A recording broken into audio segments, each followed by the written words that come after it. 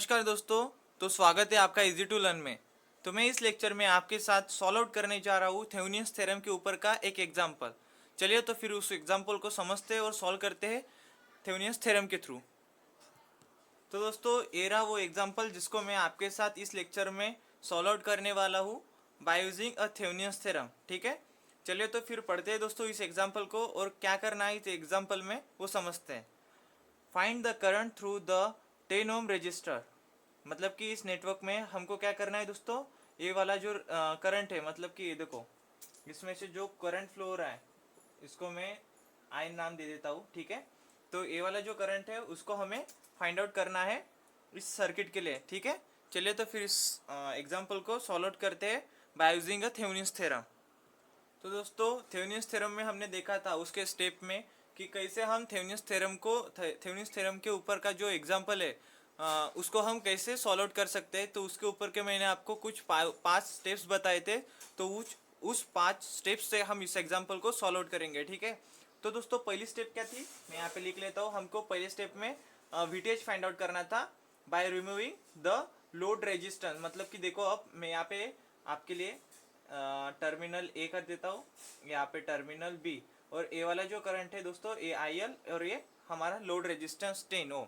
ठीक है, तो इसमें से जो करंट फ्लो हो रहा है आई एल, जो हमें फाइंड आउट करना है इस नेटवर्क के थ्रू थेवेनियंस थ्योरम लगा के। ठीक है, तो पहली स्टेप क्या है दोस्तों, स्टेप 1। ठीक है, यहाँ पे लिख लेता हूँ कैलकुलेशन ऑफ वीटीएच।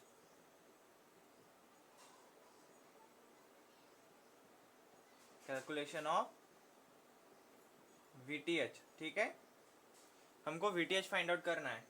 तो वीटीएच फाइंड आउट करने के लिए हमको क्या करना होगा दोस्तों, removing the 10 ohm resistor from the circuit. मतलब कि हमको क्या करना होगा, ये वाला जो रजिस्टर है उसको हमको रिमूव करना होगा। क्या करने के लिए, वीटीएच फाइंड आउट करने के लिए। ठीक है, यहाँ पे लिख लेता हूँ आपको समझने के लिए।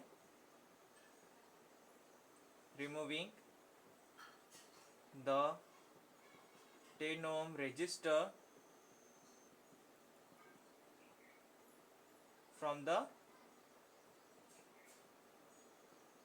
सर्किट। ठीक है, तो फिर हमारा सर्किट कैसा होगा दोस्तों,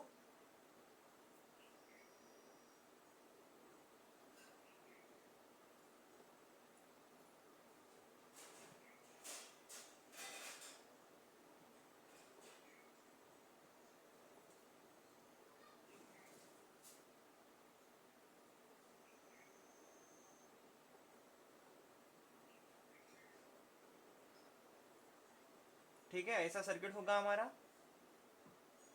यहाँ पे 10 एम्पियर, यहाँ पे 5 ओ, यहाँ पे ए बी, और यहाँ पे क्या है हमका हमारा वी टी एच, जो हमें फाइंड आउट करना है इस सर्किट के थ्रू। ठीक है, पहले स्टेप में यहाँ पे कितना 20 ओ, यहाँ पे 30 ओ, और यहाँ पे 100 वोल्ट्स। ठीक है दोस्तों, तो हमको क्या करना होगा अब, हमको इसमें मेश अवेलेबल करके हमको इसके मेश इक्वेशन फाइंड आउट करने होंगे। ठीक है दोस्तों,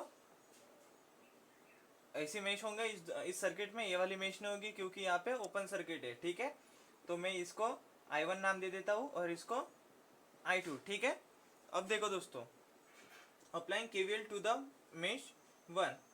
हमारे मेश 1 में क्या दिखाई देता है दोस्तों, आपको करंट I1 नोन है। मतलब कि जो I1 करंट इस लूप में से फ्लो हो रहा है वो कितना है दोस्तों, 10 एम्पियर। ठीक है, तो मैं यहाँ पे ऐसे लिख सकता हूँ दोस्तों, फॉर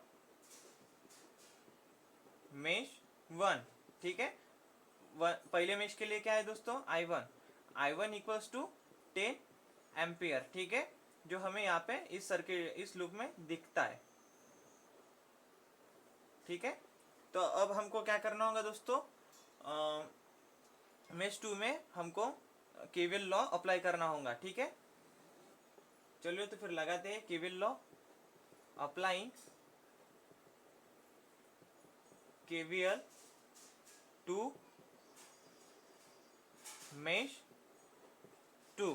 इस मेश में हमको क्या करना है, केवीएल लगा के एक इक्वेशन फाइंड आउट करना है, और उस इक्वेशन से हमको I2 फाइंड आउट करना है। ठीक है दोस्तों, तो क्या इक्वेशन आएगा, देखो 100 minus 30 I2 minus 20I2 equals to 0। ठीक है, तो दोस्तों मैं इस इक्वेशन को ऐसे लिख सकता हूँ, 100 इक्वल्स टू 50I2। ठीक है, तो I2 कितना होगा दोस्तों, I2 इक्वल्स टू 2 एम्पियर। ठीक है, अब देखो हमारे पास I1 भी है और I2 भी है। ठीक है, अब देखो हमको क्या करना होगा, इस लूप मतलब कि इस पार्ट के लिए, इस सर्किट के इस पार्ट के लिए हमको क्या करना होगा, VTH का इक्वेशन लिखना होगा। ठीक है, राइटिंग VTH इक्वेशन, क्या होगा VTH का इक्वेशन दोस्तों, 5I1 माइनस VTH। ठीक है, माइनस होगा, देखो मैं यहाँ पे आपके लिए जो उसके साइन है, ठीक है, वो यहाँ पे लिख लेता हूँ आपको अंडरस्टैंड होने के लिए। ठीक है, minus VTH minus 20I2 equals to 0। ठीक है दोस्तों, तो क्या करेंगे अब हम, देखो VTH equals to 5I1 minus 20I2। अब हमारे पास I1 भी है और I2 भी है, हम क्या करेंगे, इस I1 की वैल्यू को इस इक्वेशन में पुट करेंगे, वैसे ही हम I2 की वैल्यू को इस इक्वेशन में पुट करेंगे। ठीक है, तो क्या होगा दोस्तों, VTH इक्वल्स टू 5, I1 की वैल्यू 10 माइनस 20, I2 की वैल्यू 2। ठीक है, तो VTH इक्वल्स टू कितना होगा दोस्तों, 50 minus 40, 50 minus 40, therefore VTH equals to 10 volts. ठीक है दोस्तों, VTH जो है हमारा इस सर्किट के लिए हमने पहले स्टेप में फाइंड आउट किया। ठीक है, तो ये होगी दोस्तों पहली स्टेप्स थेवेनिन्स थ्योरम की। अब दूसरे स्टेप में हमको क्या फाइंड आउट करना था दोस्तों, RTH। और RTH फाइंड आउट करने के लिए हमको क्या करना होता है, इस वोल्टेज सोर्स को शॉर्ट सर्किट और इस करंट सोर्स को ओपन सर्किट। चलिए तो फिर दोस्तों इस करंट सोर्स को ओपन सर्किट करके और इसको शॉर्ट सर्किट करके हम RTH के लिए एक सर्किट निकाल के दूसरे स्टेप में RTH को फाइंड आउट करते हैं।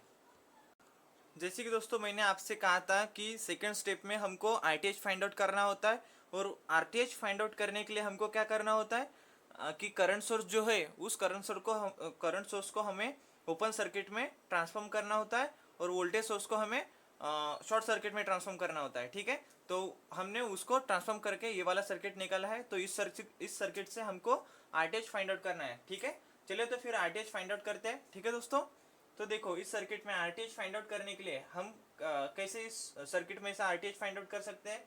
तो देखो दोस्तों, ये 5 ओम जो है ये क्या है, ये सीरीज में है किसके किसके 20 इन पैरेलल विथ 30 के साथ। तो देखो मैं RTH के लिए ऐसे लिख सकता हूँ, देखो RTH इक्वल्स टू 5 प्लस, ठीक है, 5 प्लस 20 इन पैरेलल विथ 30। ठीक है, तो देखो मैं इसको सॉल्व कर लेता हूँ, RTH equals to 5 plus 20 into 30 upon 50। ठीक है, तो क्या होगा दोस्तों, RTH इक्वल्स टू 17 ओम। ठीक है, तो ये हो गया दोस्तों हमारा RTH, जो हमने सेकंड स्टेप में इस सर्किट में से करंट सोर्स को ओपन सर्किट करके और वोल्टेज सोर्स को शॉर्ट सर्किट करके RTH को फाइंड आउट किया। ठीक है, तो अब दोस्तों जैसे कि हमने देखा था कि थेवेनिन्स थ्योरम की तीसरी स्टेप में हमको क्या मिलता है, उसका एक इक्विवेलेंट सर्किट मिलता है, जिसको सिंप्लीफाई करके जिसका हमने कॉम्प्लेक्स सर्किट को सिंप्लीफाई करके एक इक्विवेलेंट सर्किट निकालेंगे। ठीक है, चलिए तो फिर दोस्तों उसका इक्विवेलेंट सर्किट निकालते हैं। ठीक है, तो यहाँ पे मैं लिख लेता हूँ उसकी तीसरी स्टेप करके, स्टेप नंबर 3। ठीक है दोस्तों, थेवेनिन्स